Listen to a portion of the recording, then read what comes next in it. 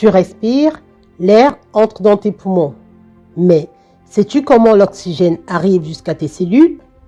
Dans cette vidéo, on va suivre le voyage de l'oxygène, du souffle jusqu'au sang et comprendre comment ton corps alimente chaque organe.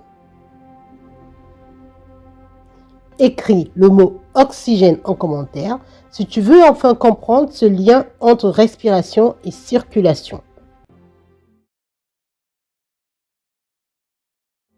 Une fois dans les alvéoles pulmonaires, l'oxygène traverse la fine paroi et passe dans les capillaires sanguins.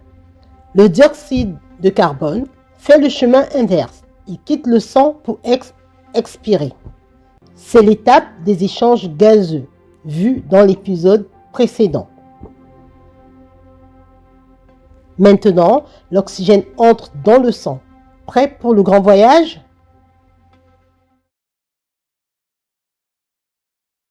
L'oxygène ne flotte pas librement. Il se fixe sur une protéine appelée hémoglobine, contenue dans les globules rouges. Une molécule d'hémoglobine peut transporter jusqu'à 4 molécules d'oxygène. On parle de sang oxygéné quand il quitte les poumons et de sang désoxygéné quand il revient après avoir déposé l'oxygène dans les tissus. Petite observation clinique. Un manque d'hémoglobine est égal à anémie, donc moins d'oxygène transporté. Signes cliniques, fatigue, essoufflement et pâleur.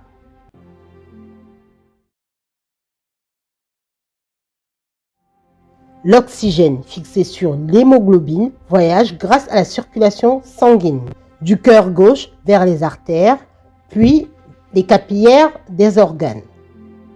Il est libéré où les cellules en ont besoin. Dans chaque cellule, l'oxygène sert à produire de l'énergie. C'est la respiration cellulaire.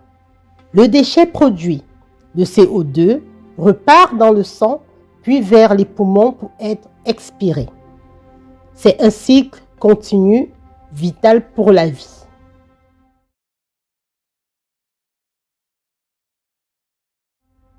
En tant qu'aide-soignant, tu peux observer et surveiller certains signes liés à l'oxygène.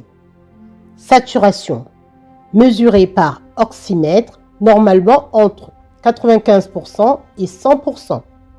Coloration, lèvres bleues, est égale alerte. Lèvres bleues, encore appelée la cyanose. Essoufflement, signe d'hypoxie.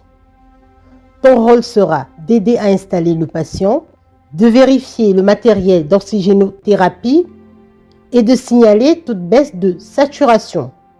Je te donne un petit exemple.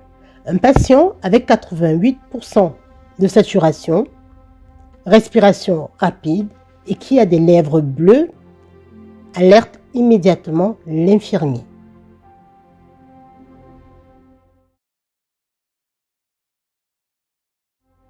Récapitulons. L'oxygène passe des alvéoles au sang. Il se fixe sur l'hémoglobine. Il voyage dans tout le corps. Il alimente les cellules pour produire de l'énergie. Je te donne ma petite astuce pro. Aide les patients à bien respirer avant un effort. Par exemple, un soin, un déplacement. Cela va améliorer leur oxygénation et diminuer la fatigue.